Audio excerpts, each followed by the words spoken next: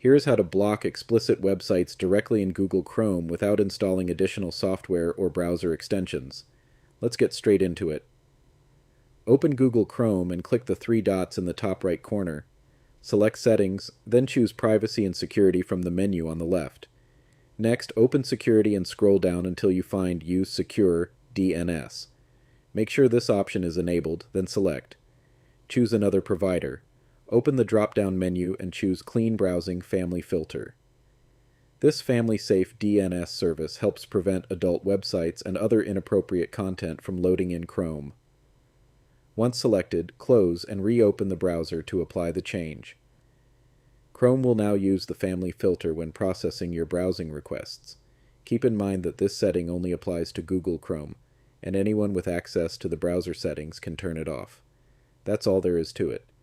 Hit the like button and subscribe to the channel for more tech tutorials. Thanks for watching, and I'll see you in the next one.